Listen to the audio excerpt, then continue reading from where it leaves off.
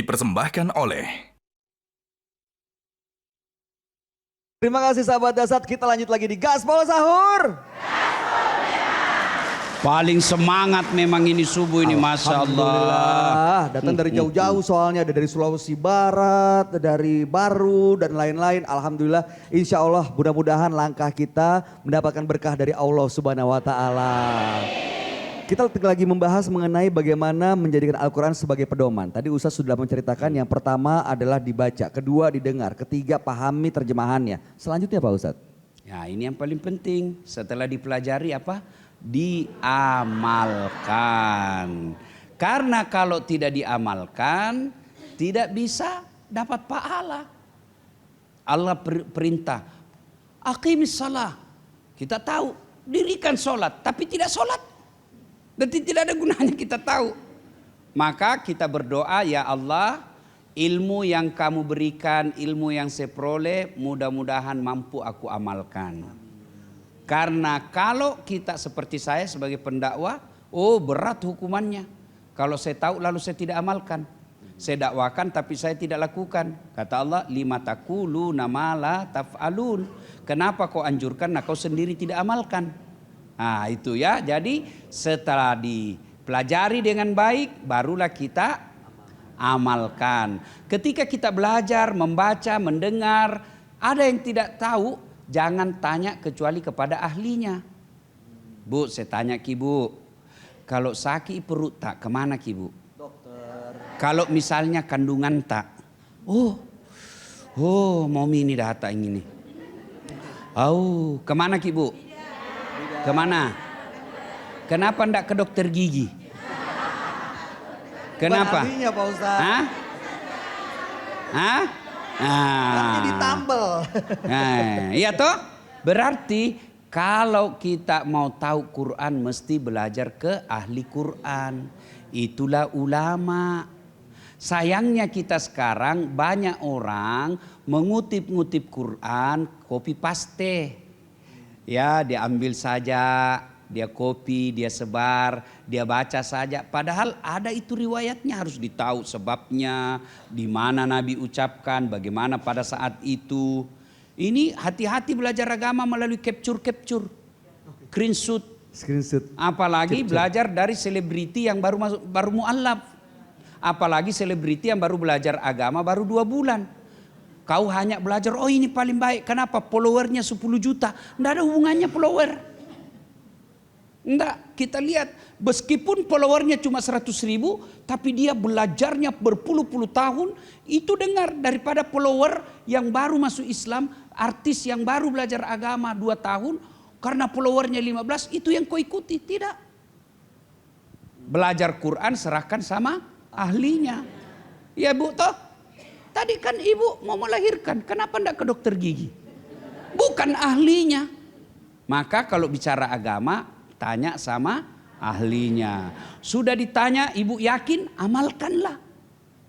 Quran, maka diamalkan. Karena kalau tidak diamalkan, ada gunanya. Pahala baca namanya.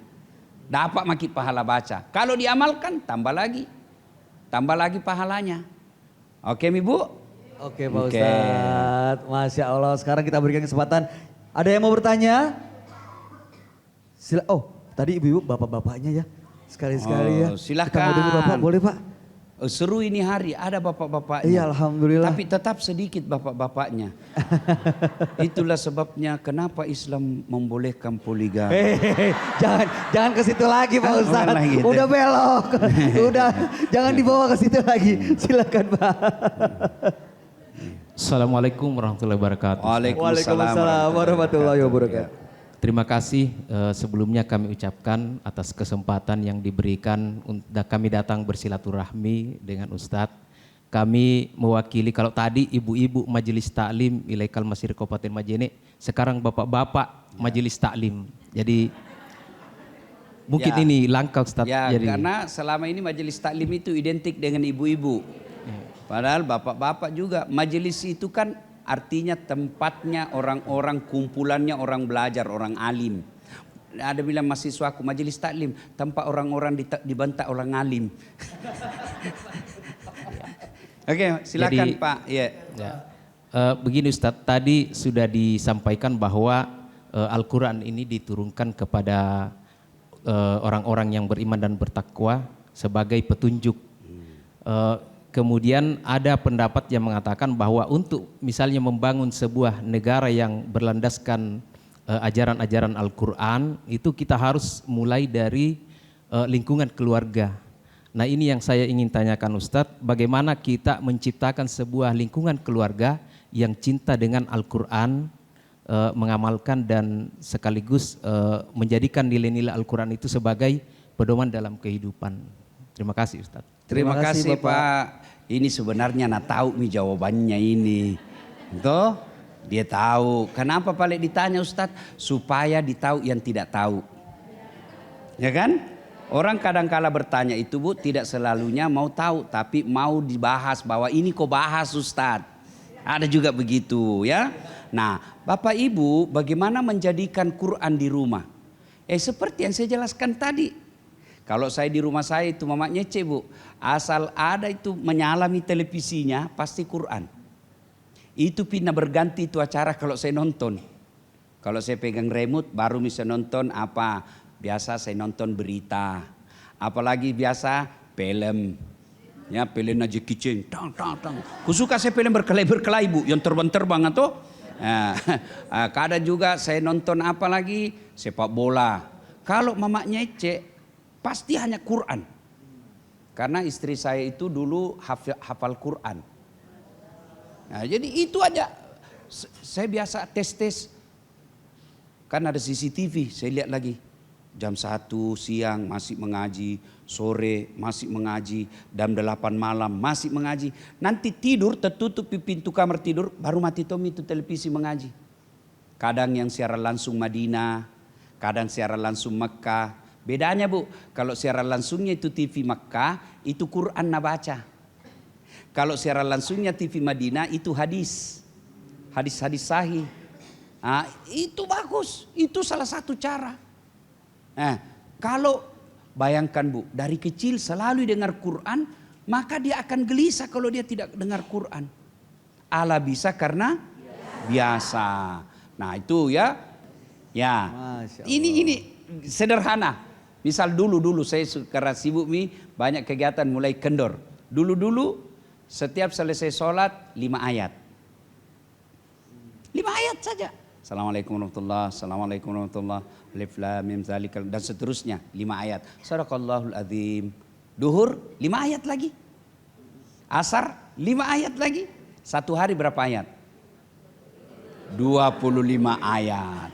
Sepekan berapa ayat?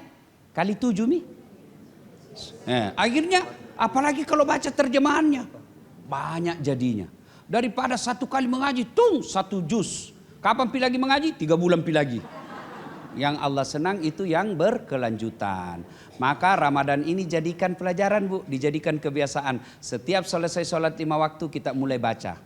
Mudah-mudahan Quran menjadi hiasan hati, pembentuk akhlak, dan menyebabkan kasih sayang dan rahmat Allah turun di rumah tangga kita.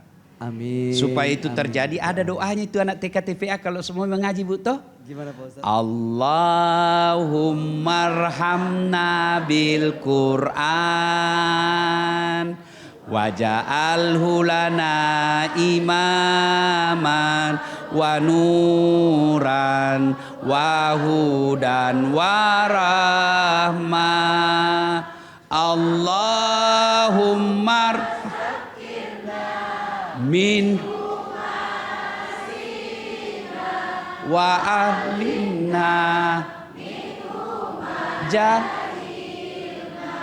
warsukna tilawatahu ana alaina wa tenafan nahar waja'alhu lana hujjatan ya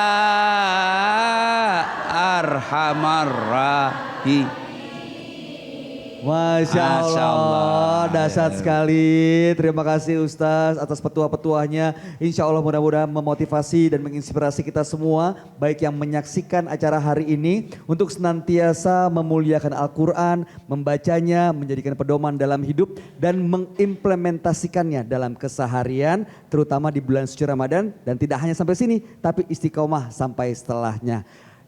Terima kasih ibu-ibu yang sudah hadir, yang jauh-jauh, bapak-bapak juga dari Majene, dari Baru dan juga dari semuanya yang sudah hadir. Terima kasih Ustaz Das Terima kasih Latif. Mas Bayu. Akhir kata saya Bayu Oktara dan tim dari Metro TV dari Masjid Hajah Siti Mangkota Makassar pamit undur diri. Insya Allah besok kita akan berjumpa kembali tentunya di Gaspol Sahur.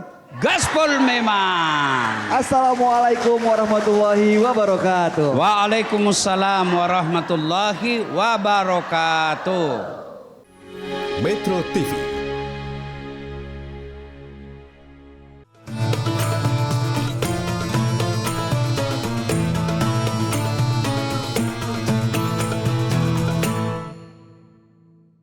Dipersembahkan oleh Jelajahi cara baru mendapatkan informasi. Download Metro TV Extend sekarang.